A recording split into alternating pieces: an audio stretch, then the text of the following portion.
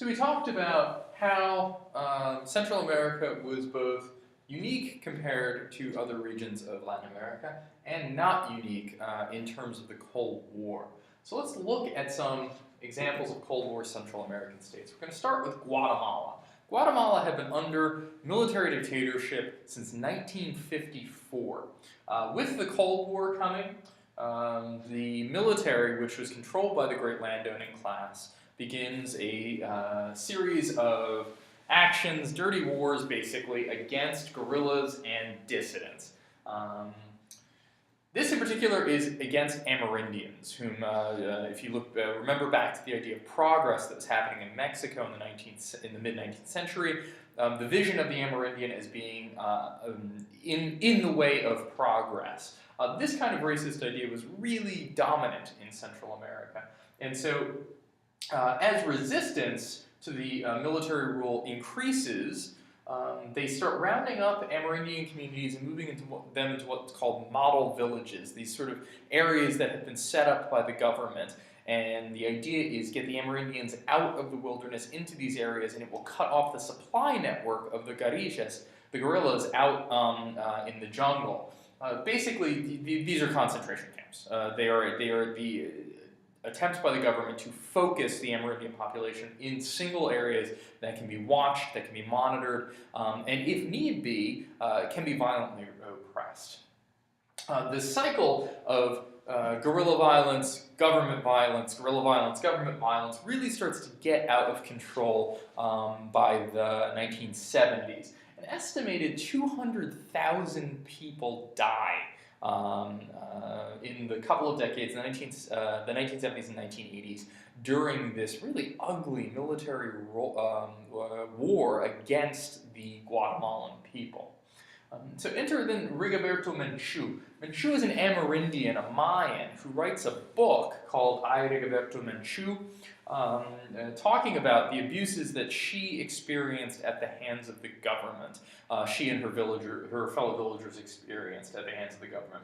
It's discovered by a supporter of the Reagan administration that Menchú's book is not actually based entirely on her experience. It's also based on the experience of some others. This is kind of an attempt to make Menchú seem like a liar. But historians agree that while the account might not be hers entirely, the account is in fact accurate, and it does represent what was truthfully happening to Amerindians in the region.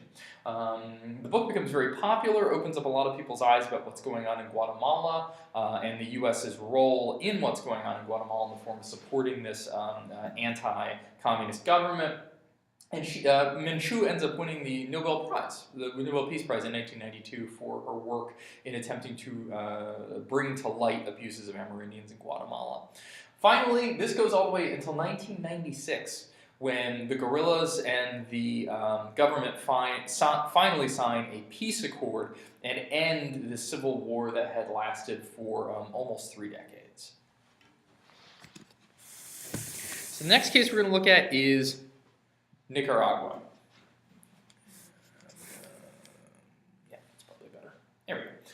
So Nicaragua had until 1979 been ruled by the Somozas. The Somozas were an elite family. 1930s to 1979, so many, many decades of Somoza rule. In 1961, the Sandinista National Liberation Front, or FSLN, forms. Now, it's named for this anti-imperialist Nicaraguan by the name of Augusto Sandino.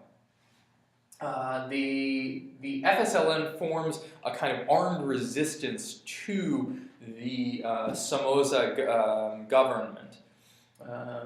And a war basically starts up, guerrillas versus the government, much like it had happened in Guatemala. In 1978, the government kills a very prominent journalist who had been in opposition to the government, and this becomes kind of the last straw. By 1978, the Somoza government, P.S. there are many, many Somozas, there's 3 of them if I'm not mistaken, the final son of the original Somoza ends up leaving power in 1979 after the killing of this journalist creates a real popular unrest and a series of uprisings. So in '79, the Sandinistas take over the government, and they create a program of reform. They are essentially Marxists, undeniable, but yeah, they attempt to increase literacy. Literacy in Central America was, up until this point, and to some extent even today, really pretty abysmal, way below the rest of Latin America. They also create a series of land reforms, and they attempt to create a public health push, especially using Cuban doctors. Cuba, if you remember from our lecture regarding the Cuban Revolution, is at this point still is a communist republic, and the Cuban Communist government basically exports its doctors throughout Latin America. Some of the best doctors in Latin America are trained in Cuba. Ronald Reagan, in 1980, Ronald Reagan gets elected President of the United States. He defeats Jimmy Carter, who was only one-term president. And Carter had broken with this really hardcore anti-communist stance that the Americans had had. He's not pro-communist. It's just that Carter recognized some of the human rights abuses that were going on among anti-communist governments, and really leaned on those governments to stop these human rights abuses. Reagan, on the other hand, he is a serious Cold Warrior, and he sees support for anti-communist groups as being its own reward. It doesn't matter what these anti-communist groups might do to their own citizens. It is better than communism, and so Reagan dumps a bunch of money into Central America, especially into Nicaragua, in an attempt to do away with this communist government. The CIA sends a bunch of aid to anti-Sandinista groups in Honduras. The majority of these groups are made up mainly of Somoza's old National Guard. These are not nice people. These are people who were instruments of terror by the Somoza government. And the opposition becomes known as the Contras, meaning like those against, contra means against, those against the Sandinistas. This is where things get a little weird. The United States sends a bunch of money, a bunch of weapons down to them, but the US Congress explicitly outlaws the United States from doing that. In order to get around this, the Reagan administration sells missiles secretly and illegally to Iran. So Iran at this point is recognized as a sponsor of a state sponsor of terror. They are a sworn enemy of the United States. But in order to make sure that that the United States has money to send these contras, the Reagan administration arranges this super clandestine, super illegal sale of missiles to Iran. There's also some drugs involved. It's a messy kind of ugly situation. So the Contras, despite these many shipments of weapons, shipments of cash, use of CIA trainers, they're not really able to topple the Sandinista government. But what they are able to do is they're able to really kind of shut down the Nicaraguan economy through attacks on agricultural facilities. They're able to kill a lot of people, kind of ongoing slow guerrilla war against the Sandinistas, and commit multiple war crimes, rape, murder, anything you can think of. This is a very ugly war between the Sandinistas and the Contras. Finally, in 1990, as the Nicaraguan economy tanks, of course, naturally, the United States government isn't trading with Nicaragua because they're not going to support the Sandinistas. The FSLN is voted out of power. There's a peaceful transition, and they move to a different government. But then in 2006, they get voted back into power. And so it's a bit of an odd case in Nicaragua, because you have this revolutionary group that finally does come to power, and then it democratically gets voted out, and then comes back democratically.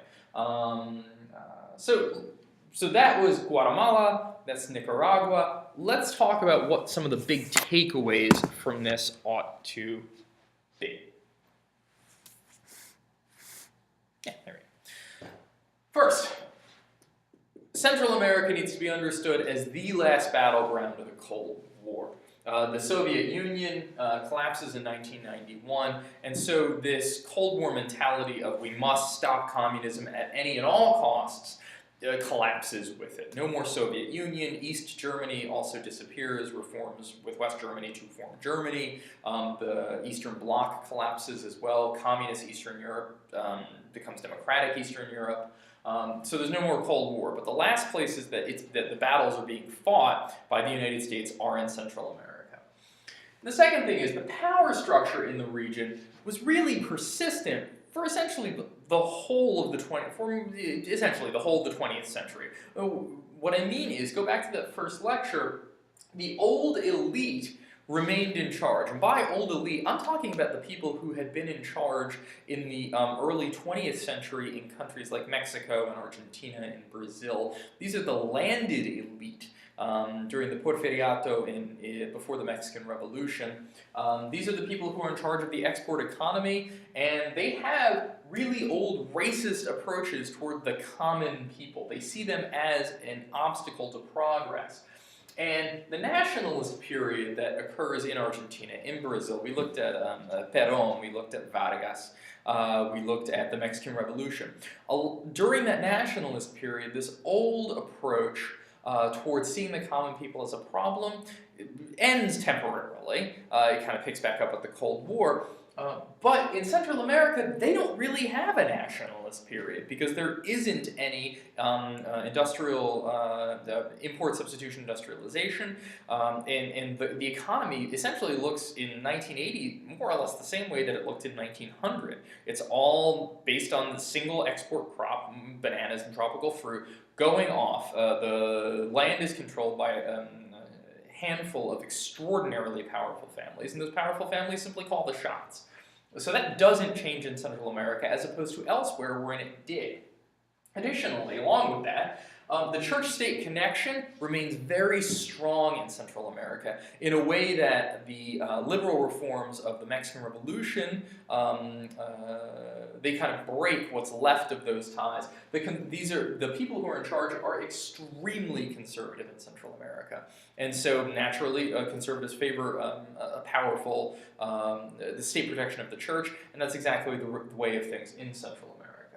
And lastly, those exploitative labor relations that we see in 19th century Brazil, for example, between sugar planters, coffee growers, these kinds of things. Debt peonage is the big one.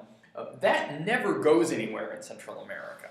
The idea of the landlord basically as the owner of the plantation, as judge, jury, and executioner, as above the law, as the person that simply creates their own law and whatever they say goes on their land. This remains the rule in Central America. And so basically, all of those evolutions that we saw happening in the rest of Latin America, it will be a very long time for those changes to come to Central America. And debatably, in many areas in Central America, they haven't changed at all. All right, thank you.